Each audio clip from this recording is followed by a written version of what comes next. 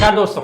India में अब lockdown को लगे 1.5 महीने से ज्यादा समय गुजर चुका है, फिर भी कोरोना वायरस रुकने का नाम नहीं ले रहा।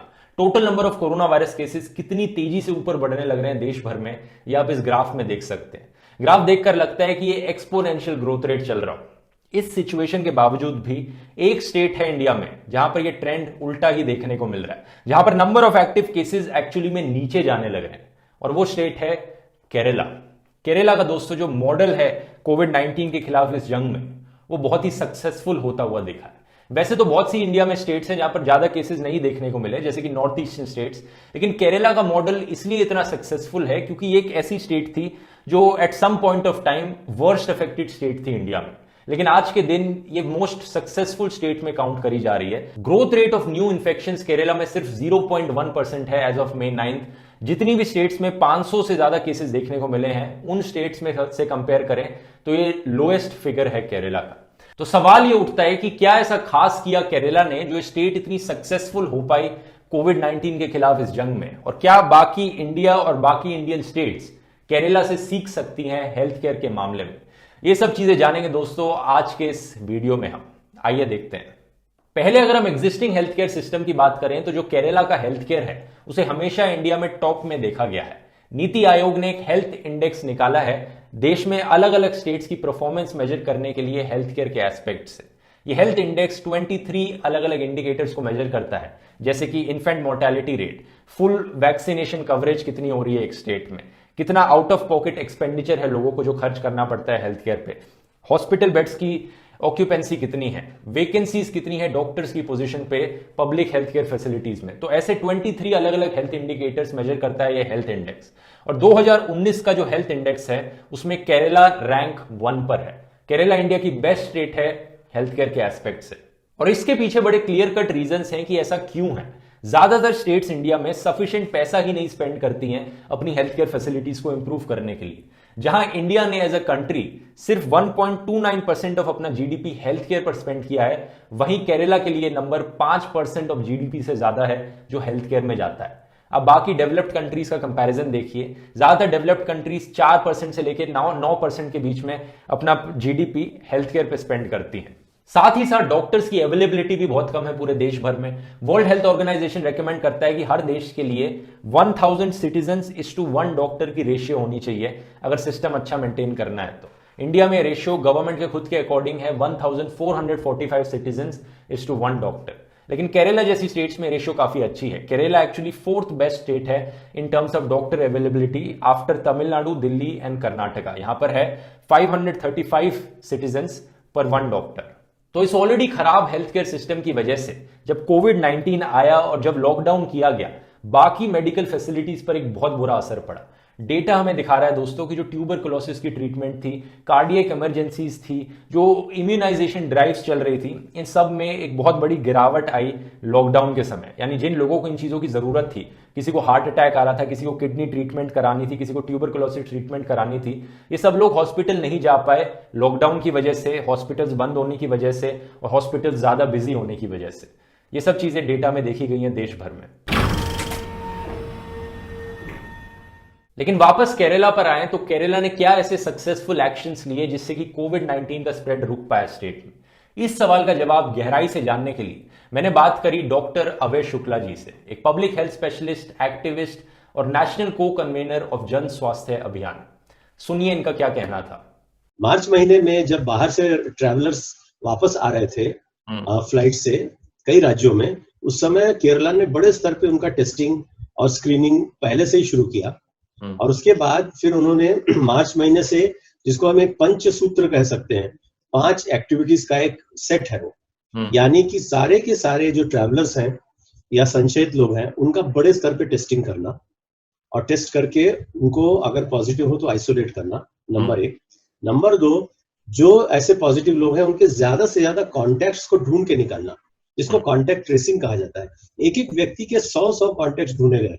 कहीं वो चाय की दुकान में मिला किसी से, कहीं वो बाहर अपने काम की जगह में किसी से बात की, ऐसे तमाम कॉन्टैक्ट्स को ढूंढ करके उनको होम क्वारंटीन में रखा गया। तो बात यह दोस्तों कि केरला में सस्पेक्टेड कोविड-19 के केसेस को बहुत ही जल्दी और इफेक्टिवली आइसोलेट किया गया। हर एक एक्टिव केस के लिए 100 से ज्यादा लोगों को आइसोलेट किया गया, घर पे क्वारंटीन करने के लिए कहा गया, जिससे कि जो जो इंसान कांटेक्ट में आया था एक एक्टिव केस के, वो आइसोलेटेड रहा और औरों को फैलाया नहीं कोरोना वायरस। तो अभी भी केरला ने हाँ। बेसिकली लोगों को भेजा कांटेक्ट ट्रेस करने के लिए। हम्म। इसमें बहुत ज्यादा मैन पावर की जरूरत नहीं होगी ये करने के लिए, आपको लगता है? उन्होंने बहुत बड़े स्तर पे पंचायत को इन्वॉल्व किया, वहां की पंचायतों को इन्वॉल्व किया, और वॉलंटियर्स, एक एक पंचायत में 100 200 वॉलंटियर्स इन्वॉल्व किए गए। तो जब हम लोगों को सक्रिय करेंगे, उनके बीच से जो है सक्रिय लोग जब मदद करेंगे पूरे पब्लिक हेल्थ सिस्टम के साथ में काम करने के लिए, तो कोई भी चीज संभव हो सकती है। ये तीसरा महत्वपूर्ण मुद्दा है। और होम क्वारंटीन का मतलब है कि 14 दिन तक वो अपने घर में रहे, बाहर नहीं निकले। और चौथा है कि उन होम क्वारंटीन किए गए लोगों को पूरे अच्छी तरीके से सपोर्ट किया गया, उनके घर में खाना पीना पहुंचाना, दवाइयां पहुंचाना, उनको बाकी सब तरह से सोशली सपोर्ट करना, किसी भी प्रकार का भेदभाव न करते हुए ये किया गया। हालांकि लोगों को क्वारंटीन तो बहुत सी स्टेट्स में किया गया, लेकिन केरला सरकार एक कदम आगे गई और कहा कि हम क्वारंटीन लोगों का ख्याल भी रखेंगे। इन्होंने 16,000 से ज्यादा टीम्स बनाई, 1 लाख से ज्यादा क्वारंटीन लोगों की मदद करने के लिए। ये टीम्स कॉल सेंटर में बैठती थी, इन क्वारंटीन लोगों को फोन करती थी, इनसे पूछती थी अगर आपको कभी खाने की जरूरत है, राशन की जरूरत है, मेडिकल केयर की जरूरत है तो चिंता मत कीजिए, हम आपको सब होम डिलीवरी के थ्रू प्रोवाइड करेंगे। इनफैक्ट ये टीम्स मेंटल केयर के लिए भी, डिप्रेशन के लिए भी थी। अगर क्वारंटीन लोगों को कभी लगता था कि वो अकेले हैं, घर में बंद हैं, कुछ नहीं, बाहर नहीं निकल पा रहे हैं, तो ये मेंटल हेल्प भी प्रोवाइड करती थी बाय कॉल। और फाइनली कि वो जो क्वारंटीन में लोग थे उनको भी टेस्ट किया गया और उनको भी फॉलो अप किया गया, ताकि जो थोड़े बहुत और सेकेंडरी केसेस थे उनको भी समय से डिटेक्ट कर लिया गया। तो ट्रैवलर्स और कॉन्टैक्ट्स के सारे केसेस ज्यादा से ज्यादा अगर हमने शुरू में ही पकड़ लिए तो एपिडेमिक फैलेगा ही नहीं, और यही केरल ने किया। ऊपर से माइग्रेंट वर्कर्स के लिए फ्री मील्स प्रोवाइड करी गई हजारों से ज्यादा घर में। तो कांटेक्ट ट्रेसिंग की अगर हम बात करें, पूरे नेशन वाइड पे एक ऐप लाई गई है कांटेक्ट ट्रेसिंग के लिए, लेकिन केरला में कोई ऐप भी नहीं लाई गई थी, फिर भी वो इतनी सक्सेसफुल हो गई स्टेट। तो आपको क्या लगता है, ये ऐप एक सक्सेसफुल तरीका है कांटेक्ट ट्रेसिंग करने का? देखिए, सामान्य लोगों को अगर विश्वास में लिया जाए और वो अगर इस प्रक्रिया में शामिल हो कांटेक्ट ट्रेसिंग में, तो वो सबसे बेहतर तरीका है, और केरला ने वही किया है। कौन किससे मिला, कांटेक्ट ट्रेसिंग कोई रॉकेट साइंस नहीं है। कौन किससे मिला और किसको इन्फेक्शन होने की संभावना है, उन लोगों को ढूंढ के निकालना, इसके लिए लोगों की ही द्वारा जानकारी दी जानी ये ज्यादा बेहतर है, बजाय उनके ऊपर जासूसी करना। और जो ऐप है, जो आरोग्य सेतु ऐप है, ये एक प्रकार की सर्वेलेंस सिस्टम है। तो ये लोग उसको डाउनलोड कर लेते हैं, फिर उसमें बहुत सारी जानकारी सरकार तक जा रही है। उस जानकारी का इस्तेमाल कैसे होगा ये भी स्पष्ट नहीं है।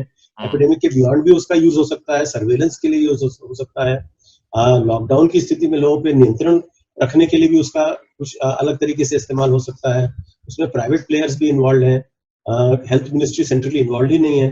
देखिए, पब्लिक हेल्थ का एक मूल सिद्धांत यह है, पब्लिक हेल्थ की प्रक्रियाओं में यदि पब्लिक को इन्वॉल्व किया जाए तो कुछ भी असंभव नहीं है। और यदि पब्लिक को इन्वॉल्व न करते हुए हम उन पे अविश्वास रखते हुए उन पे नियंत्रण करने के तरीके से काम करेंगे तो फिर बहुत मुश्किल है। कॉन्टैक्ट ट्रेसिंग के मामले में एक बहुत बड़ा डिफरेंस है जो केरला में हुआ और जो बाकी नॉर्थ इंडिया में हो रहा है। नॉर्थ इंडिया में क्या हुआ, सरकार ने कहा कि ये आरोग्य सेतु ऐप इंस्टॉल करो, जबरदस्ती है इंस्टॉल करना। अगर आप रेलवे से ट्रैवल करो, नहीं करोगे तो पुलिस आपको आके अरेस्ट कर लेगी, पकड़ लेगी। लोगों को धमका कर रखा गया, लोगों को डरा कर रखा गया, और इससे लोगों पर क्या असर पड़ता है खुद सोचकर देखिए। अगर आप इन्फेक्टेड होंगे तो अब आप और भी डरेंगे अपने आप को इन्फेक्टेड बताने से। आप सोचेंगे पता नहीं क्या हो जाएगा, पुलिस आकर क्या कर लेगी, यहाँ पर बॉयकॉट करना शुरू कर दे लोग आपको। तो अगर इतना डर बनाया जाएगा तो लोग खुद ही नहीं बताएंगे कि वो इन्फेक्टेड है। लेकिन केरला में क्या हुआ, केरला में दुश्मन नहीं बनाया गया उन लोगों को जो लोग इन्फेक्टेड हैं, उन्हें पेशेंट्स की तरह देखा गया, उन्हें ट्रीटमेंट दी गई, उनका ख्याल रखा गया। और कोई स्टिग्मा नहीं है, कोई भेदभाव नहीं है, कोई भेदभाव अगर कोई कॉन्टैक्ट है तो वो समाज में और किसी भी जैसे व्यक्ति जैसा ही है। तो फिर अगर ऐसा विश्वास होगा लोगों के अंदर तो लोग खुद आगे आएंगे और अपने स्वास्थ्य के लिए और समाज के स्वास्थ्य के लिए जो है वो हर तरह से सहयोग करेंगे। तो ये तो कुछ ऐसी स्टेप्स हुई जो केरला ने एक्शन, मतलब जल्दी एक्शन लिया, अच्छे से एक्शन लिया कोविड-19 के केस में। लेकिन केरला का वैसे भी जो हेल्थ केयर सिस्टम है वो इंडिया में रैंक 1 पे माना जाता है। तो आपको लगता है उसके वो भी कुछ रीजन था कि इतनी आसानी से कोविड-19 को टैकल कर पाया केरला? हाँ, ये तो निश्चित है। अब मान लीजिए ओलंपिक की रेस है और उसमें एक एथलीट है जो लगातार बहुत सालों से प्रैक्टिस कर रहा है और दूसरा है इसको आपने अभी नींद से उठाया, तो कौन ज्यादा तेज दौड़ेगा? ये तो कोई इसमें कोई शंका नहीं है ना कि जिसकी प्रैक्टिस होगी वो ज्यादा तेज दौड़ेगा, जल्दी दौड़ेगा। तो केरला की जो पब्लिक हेल्थ सिस्टम थी वो तैयार थी। वहां पहले निपा एपिडेमिक का आउटब्रेक हुआ था। उसके अलावा और भी वहां पे चिकुनगुनिया जैसी जो बीमारियां थी उनको भी कंट्रोल करने के लिए वहां पे पब्लिक हेल्थ सिस्टम पहले से सक्रिय रही है। कम पैसे खर्च होना, स्टाफ और डॉक्टरों की कमी रहना, राजनीतिक तौर पे इसको महत्व न दिया जाना, इस सब की वजह से आज ये स्थिति है कि प्राइवेट सेक्टर हमारे देश में डोमिनेट कर रहा है और पब्लिक हेल्थ सिस्टम ये कमजोर हो गया अधिकतर राज्यों में। तो इसमें प्रॉब्लम क्या है? अगर प्राइवेट सेक्टर डोमिनेट कर रहा है तो अगर वो अच्छा फंक्शन कर रहा है, इसमें कोई प्रॉब्लम नहीं होनी चाहिए? देखिए, प्राइवेट सेक्टर का मुख्य हेतु है वो प्रॉफिट बनाना है। प्राइवेट सेक्टर का मुख्य हेतु सामान्य जनता को अच्छी सेवाएं देना, ये उनका मेन जो है ऑब्जेक्टिव नहीं होता है। और उस कारण से हम जैसा कि कोविड-19 जो एपिडेमिक है उसमें भी देख रहे हैं कि आज देश भर में लोगों को सेवाएं पहुंचाने का काम पब्लिक हेल्थ सिस्टम कर रही है, जबकि प्राइवेट सेक्टर का रोल बहुत कम दिखाई पड़ रहा है। और जहां दिख भी रहा है, मुंबई जैसे शहरों में कोविड-19 के पेशेंट्स को एक दिन का 1-1 लाख रुपए का चार्ज करना, कई जगह पे प्राइवेट क्लिनिक्स बंद हो गए हैं, डॉक्टर्स घर जाके बैठ गए हैं, उनकी अपनी जिम्मेदारी कुछ ज्यादा महसूस नहीं कर रहे हैं। कहीं कहीं पे प्राइवेट लैब्स जो है वो बड़े स्तर पे पैसा बना रहे हैं इस पूरी परिस्थिति में। तो वो प्रॉफिट ड्रिवन होने की वजह से वो पब्लिक हेल्थ इंटरेस्ट में ज्यादा काम नहीं कर पाएंगे। कुछ सरकारों ने एक्शंस लिए हैं प्राइवेट सेक्टर को रेगुलेट करने के लिए हाल ही में, जैसे कि महाराष्ट्र सरकार ने डिसाइड किया कि एक कैप सेट कर दी जाएगी, लिमिट सेट कर दी जाएगी, जिससे कि ओवरचार्ज ना किया जा सके पेशेंट्स को।